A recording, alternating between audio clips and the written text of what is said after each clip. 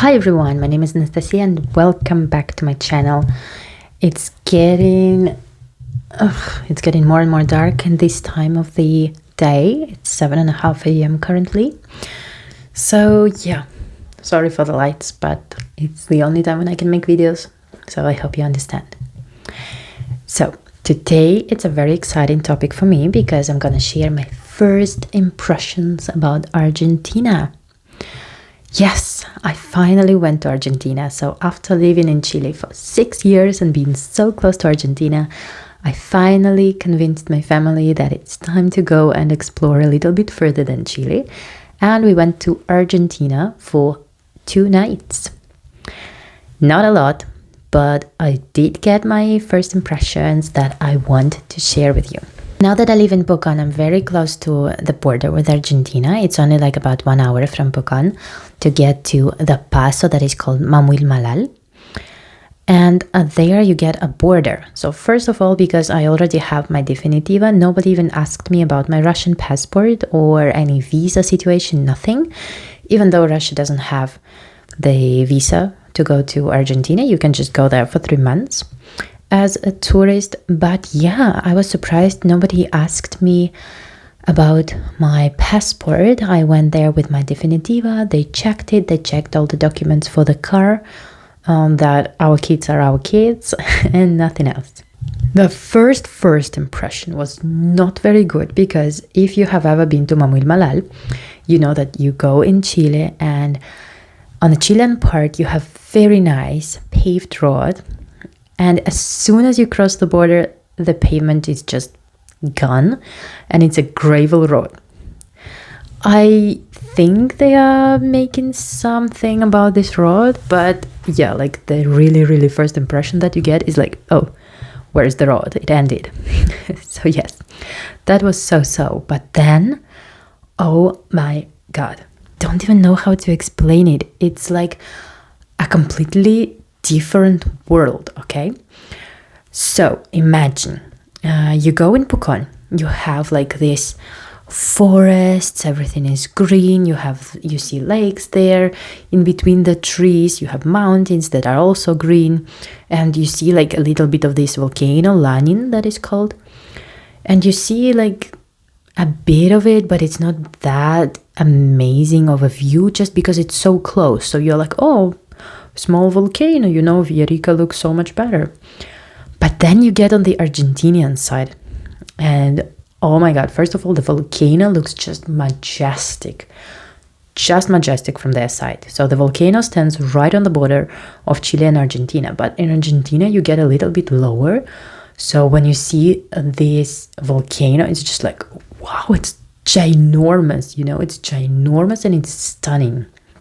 Especially because it had some snow on it and everything else around did not have any snow and it was hot. So it was like, wow, the really wow experience, And the other thing is that when we crossed the border, I felt that it's absolutely different, the nature, Like you see all of these open valleys, some mountains, but the mountains are not green, not all of them. They are some insane colors, If you have ever been on the north of Chile, these are kind of the vibe that I got from the Argentinian side. Because the colors were exactly the same as in the north of Chile, which is like, how is it possible? I didn't see all of this like green and blue as you see when you are here in Pucón, like on the Chilean side. But it was like beige and some reds and some pinks, even all of these different colors on the mountains. I'll show you the videos in this video of Argentina so you will understand that it's absolutely different from what you see on the side of Chile. We went to the place that is called San Martín de los Andes. It is very beautiful. So first of all, the road to it, the way to it is amazing, okay?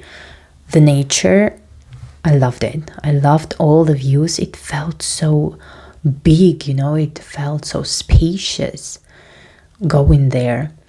Like on the Chilean side, before crossing the border, you feel it's like cozy, like hugging you, you know, like nice. And there is a road, and right here is the forest, and you cannot see all of this space, all of these valleys in front of you unless you go to the top of some mountain, right? And here you were literally going on the road and you saw a lot of space, and there are mountains, and the mountains behind them, you can see all of it. And it just felt ginormous, you know, the sky, everything. It felt just bigger somehow. And the views, I'll put you a couple of pictures, because just imagine all of this nature that I described, all of these colors, and then you have a river in between them. So everything that is near this river is green. Everything around is all of these like beige sand, pinky colors. So stunning, honestly.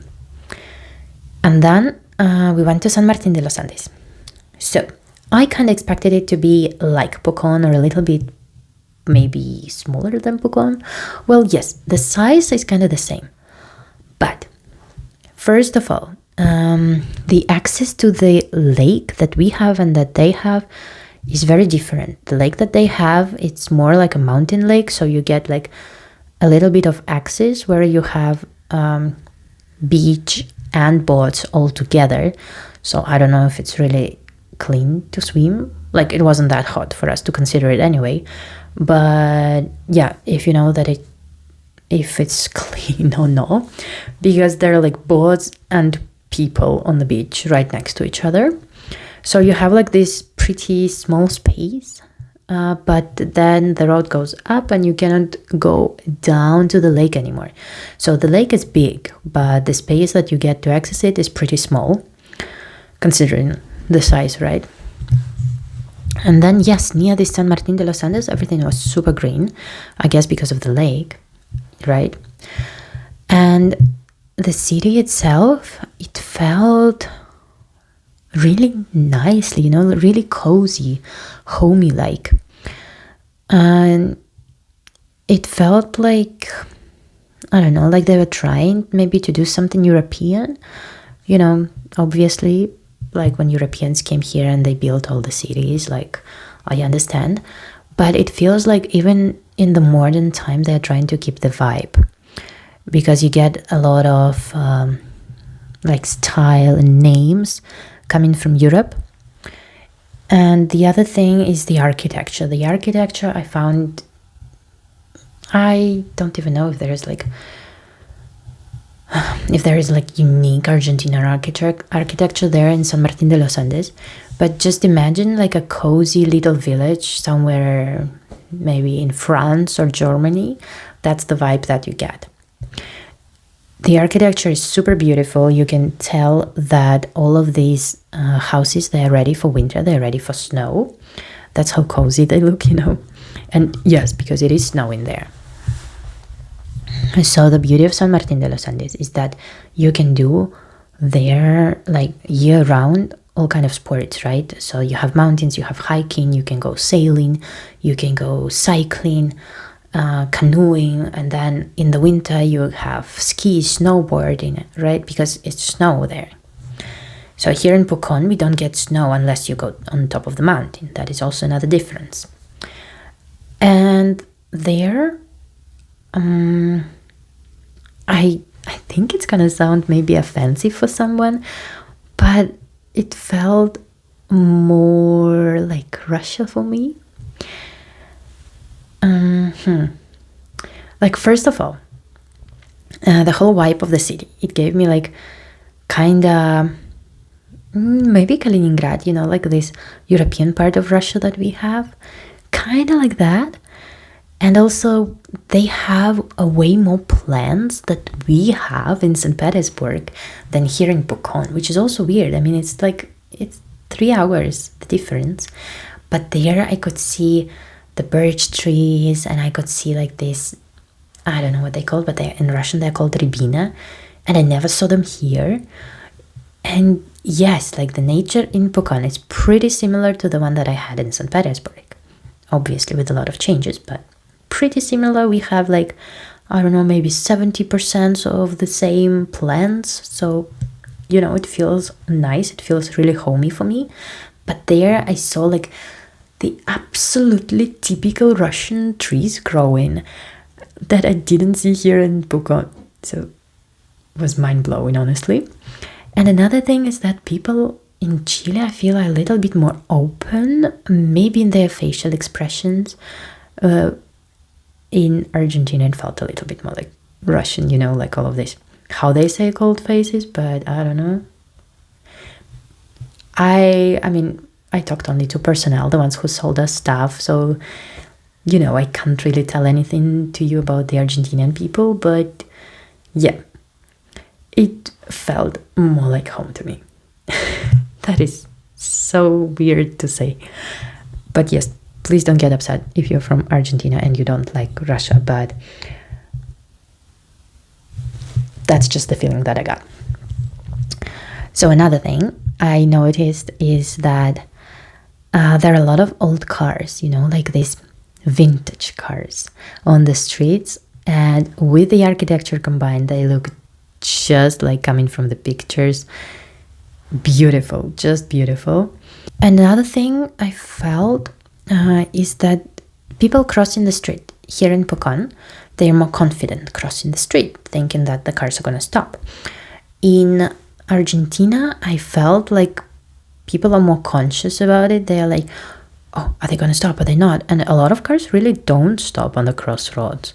So I did not expect it, you know. Expected it to be pretty similar, and that people in like 95% respect the crossroads because, you know, it's a small city.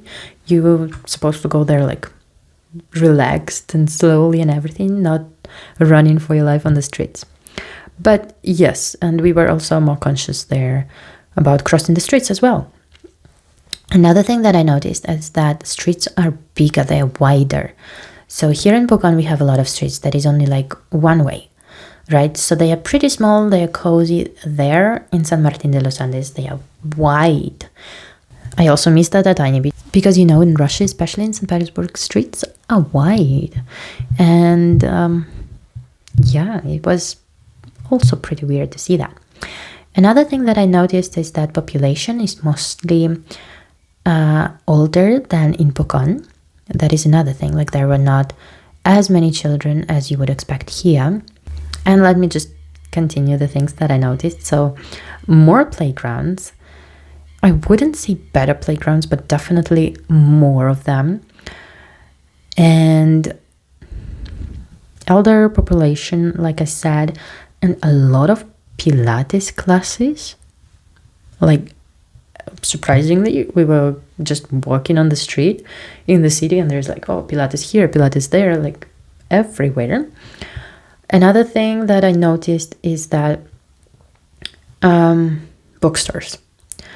Okay, I think I don't say it enough, but I really love books, okay? I love books, I love buying books, I love reading books, I love writing books. I love everything about books.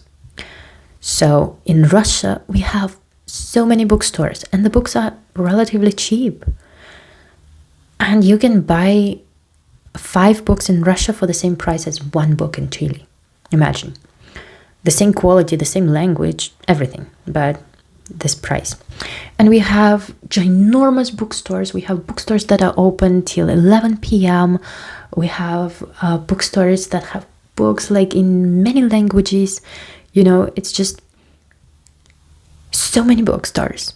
And then I came to Chile and I'm like, oh, and the bookstore, and you know, they are pricey, there are very little of them, and you can't select so many things. And then I went to Pucón and there are like just a couple of tiny bookstores and that's it.